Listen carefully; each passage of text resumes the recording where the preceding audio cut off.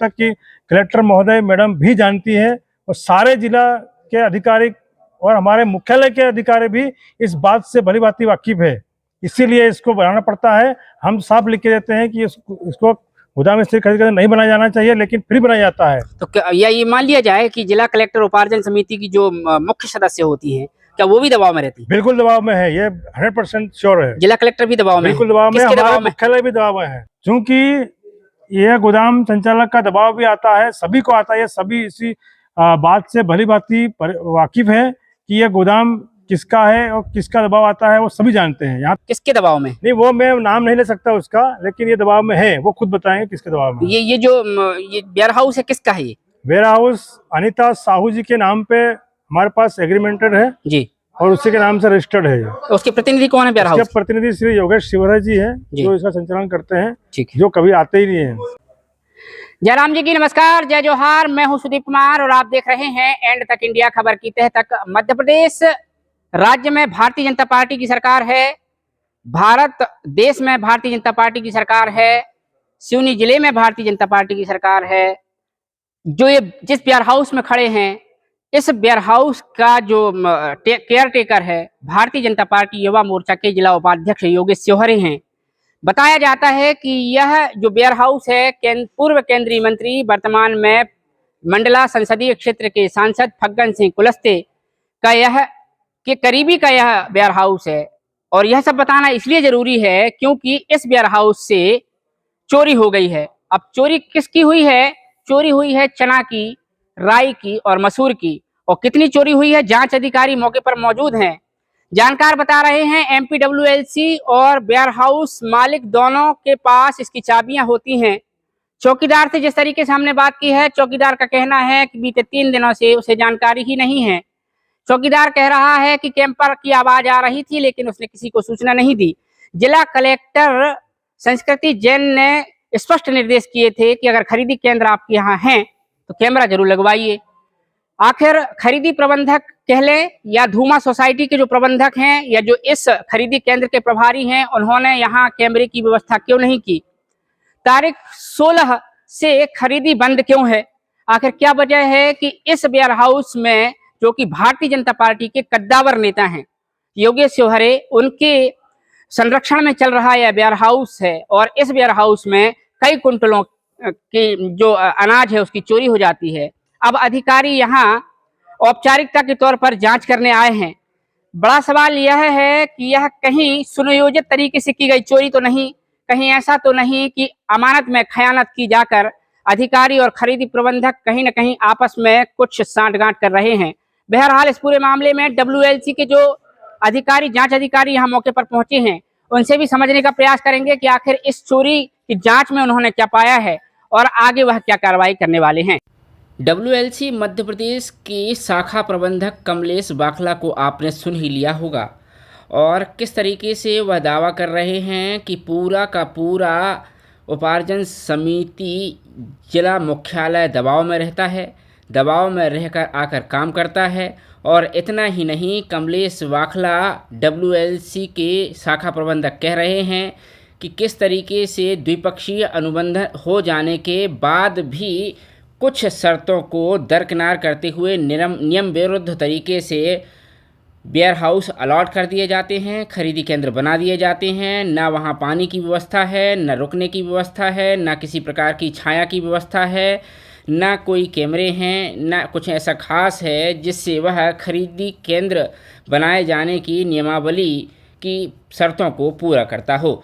चलिए, हमें क्या करना है, हमें तो खबर से मतलब है। बात कर रहे हैं मध्य प्रदेश के सिवनी जिले के उपनगरीय थाना क्षेत्र धूमा के समीप पनवारा रोड मकरझिर स्थित शारदा वेयर हाउस की, जो कि भारतीय जनता पार्टी के संसदीय मंडला क्षेत्र के सांसद और पूर्व केंद्रीय मंत्री फग्गन सिंह कुलस्ते के नज़दीकी करीबी के साथ साथ इस वेयर हाउस के केयरटेकर और प्रतिनिधि योगेश सिवहरे का यह वेयर हाउस है, जहां चोरी हो जाती है और चोरी भी थोड़ी मोड़ी नहीं, करीब 350 बोरी अनाज की यहाँ चोरी हो जाती है, जिसका कुल मसरूका बताया जा रहा है बाज़ार की कीमत जिसकी करीब 15 लाख है। और यह चोरी हो जाना कहीं न कहीं संदेहास्पद प्रतीत होती दिख रही है। दर्शकों से बताना चाहेंगे कि चोरी कैसे हुई है और कहां से हुई है, वह भी हम आपको बताने का प्रयास करते हैं। देख सकते हैं कि ये जो वेयर हाउस है, इसमें स्टैक लगाए जाते हैं, रैक लगाए जाते हैं। अनाज की जो बोरियों की व्यवस्था होती है, एक सुनियोजित तरीके से होती है। और जहां हम आपको ले जाने का प्रयास कर रहे हैं, ये जो गेट है, ये जो इस गेट से दावा किया जा रहा है कि चोरों द्वारा चोरी की जाकर यहाँ से माल उठाकर और आगे इस जंगल की ओर, कैमरामैन से गुजारिश करूंगा आगे दिखाएं, इस मार्ग से आगे वो निकल गए हैं। जांच अधिकारी से बात नहीं हुई है, वो आपको बता दें कि ये शायद मसूर है। आ रहा है कि यह जो मसूर है, इस नई मसूर और पुरानी मसूर के अलावा सरसों और चना की जो कट्टियां हैं, जो बोरियां हैं, उसकी चोरी यहाँ हुई है। और अब चूंकि जांच अधिकारी मौके पर हैं, मौका पंचनामा बना रहे हैं, और कहीं ना कहीं यह चोरी संदेहास्पद प्रतीत हो रही है, क्योंकि वेयर हाउस से इतनी बड़ी तादाद में उस समय चोरी हो जाती है जबकि खरीदी चल रही है, चना की खरीदी, मसूर की खरीदी चल रही है। और ऐसे में अगर चोरी हो जा रही है तो कहीं ना कहीं यह पूरा सिस्टम जो है इसमें मिला हुआ प्रतीत होता दिख रहा है। क्या नाम है आपका? अनिल यादव। कहाँ रहते हो? नाडोंगरी। यहाँ क्या काम है आपका? चौकीदारी का। कब पता चला कि चोरी हो गई? ये 11 बजे जब वेयर हाउस खोला। काय की चोरी हुई? मसूर, चना, राई। कितनी? अब ये पता नहीं कितनी बोरी है। फिर भी अंदाजा पढ़े लिखे रहते तो अंदाज बता। फिर भी कब आपको कब पता चला? वेयर हाउस कल खुला था? कल नहीं खुला, संडे के दिन नहीं खुला, शनिवार को नहीं खुला। हाँ। ये आज खुला है सोमवार को। फिर किसने देखा? ये मैंने आके जब खुला, जब जाना कि यहाँ से बोरी गायब है, तो तुलाई भई थी। जब मुझको पता चला। कौन है इस वेयर हाउस के मालिक? योगेश यादव। वो योगेश शोहर क्या बोलते? अच्छा अच्छा। तो आप यहाँ क्या हो? इस वेयर हाउस में क्या हो आप? चौकीदार। अच्छा, कब से कर रहे काम? ये 3-4 साल हो गए। अच्छा, किसी पर शक? कोई शक किसी पर नहीं। रात में कोई ऐसा हल्ला गुल्ला कुछ ऐसा? हाँ, एक कैंप पर बहुत हल्ला कर रही पीछे पे। कहाँ? फिर आपने इसकी सूचना नहीं दी किसी को? नहीं, हमको लगता था कि यहाँ पर रोड पर वाहन चल रहे हैं। तुलाई चल रही क्या यहाँ? यहाँ अभी तुलाई नहीं, एक ही दिन बस हुई। किस दिन? ये हुई थी 16 तारीख को। उसके बाद से बंद क्यों है? बंद क्या मालूम, किसान नहीं आया। अच्छा, तो कैमरा लगे हैं यहाँ वेयर हाउस में? नहीं, कैमरा की सुविधा नहीं है। शारदा वेयर हाउस सरसों चना मसूर का उपार्जन केंद्र बना था, धुआं का। हाँ, कब बना था ये अभी एक महीने करीब पहले। हाँ, तो खरीदी पूरी हो गई क्या? खरीदी चल रही थी। हाँ। तो अभी कुछ चना, कुछ मसूर, सरसों की अंदर तुलखे और लाट लगा दिए थे। हाँ। किसानों 4-5 किसानों की थी। हाँ। तो अभी बाकला जी ने सूचना दी है कि यार वहाँ चलो तो शटर टूट गई, चोरी हो गई। हाँ। गोदाम के अंदर। तो उन्हीं के कहने पर हम आज देखे तो यहाँ नहीं है, चोरी हो गया। सर, आपसे जानना चाहेंगे क्या शुभ नाम है, किस पद पर हैं और आज किस जांच के लिए आप यहाँ पहुंचे? मैं कमलेश वाकला, शाखा प्रबंधक वेयर हाउसिंग कॉर्पोरेशन, शाखा लखनऊ से जी हूँ। आपसे जी आपसे ये जानना चाह रहे हैं कि ये जो चोरी का एक अनूठा और अनोखा मामला यहाँ सामने आ रहा है, क्या इसमें आप लोगों ने कार्रवाई कर रहे हैं? अभी पंचनामा में क्या पाया है, कितनी कमी है, क्या क्या गया है? जैसा कि हमको आज दोपहर में 1:30 बजे के आसपास हमारे कर्मचारियों के द्वारा फोन लगाया गया कि गोदाम में जो किसानों से उपार्जित किया गया है चना, मसूर और कुछ सरसों है, वो चोरी हो गया है। तो हम लोग ये बात सुन के और पूछा उनसे कौन कौन है, क्या है, और उसके बाद हम लोग यहाँ गोदाम में अब भी आए हैं और तत्काल हम आए हैं और उसके बाद हमने पूरी गिनती की है।